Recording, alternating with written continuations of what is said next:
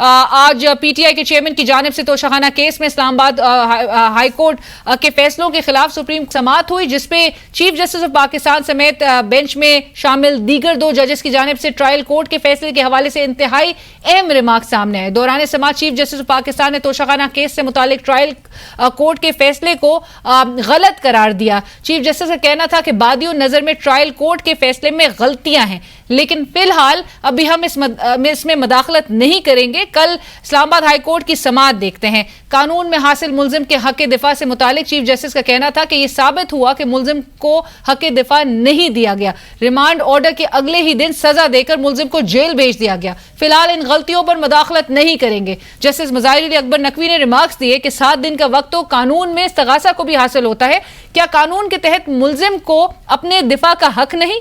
Justice Jamal Mandokhail ने remarks दिए कि ट्रायल कोर्ट को इतनी क्या जल्दी थी कि मुल्जिम को सफाई का मौका भी फराहम नहीं किया गया। जस्टिस जमाल मंदुखेल का कहना था कि ट्रायल कोर्ट ने अपने कलअदमशुदा फैसले पर इन्हिसार करते हुए फैसला कैसे दे दिया।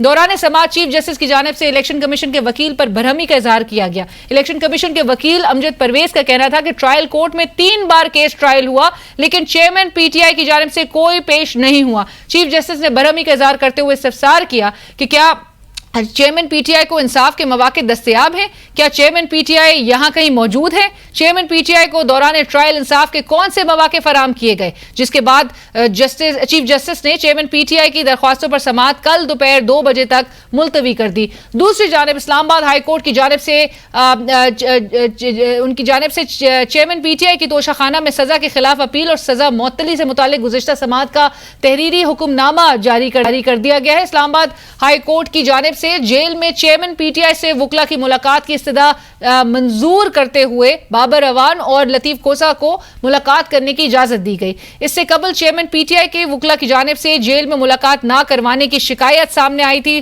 दूसरी जानिब पीटीआई चेयरमैन की जानिब से इस्लामाबाद हाई कोर्ट पर अदम एतमाद का इजहार करते हुए सुप्रीम कोर्ट में दरख्वास्त दायर कर दी गई है।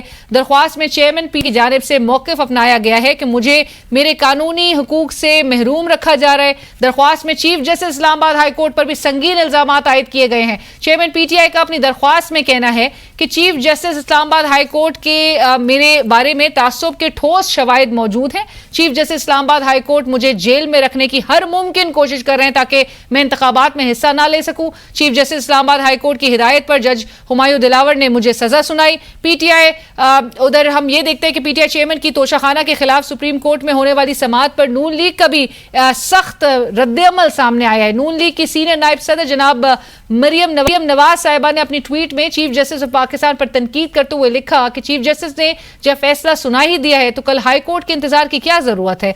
नून लीग के ताहियात कायद नवाज शरीफ साहब भी चीफ जस्टिस पर तनकीद कर रहे हैं। आज के चीफ जस्टिस इमरान को बचाने पर लगे हुए हैं। इमरान खान के लिए चीफ जस्टिस ऑफ पाकिस्तान जो है अपनी कैरियर को दांव पे लगा रहा है।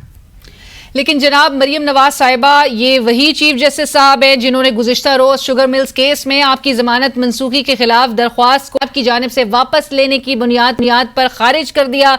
ये वही चीफ जस्टिस पाकिस्तान हैं कि जब उन्होंने साबिक डिप्टी स्पीकर की रूलिंग के खिलाफ अस्टिस लिया तो उस पर नून लीग की क़यादत की जानिब से काफ़ी सराहा गया था।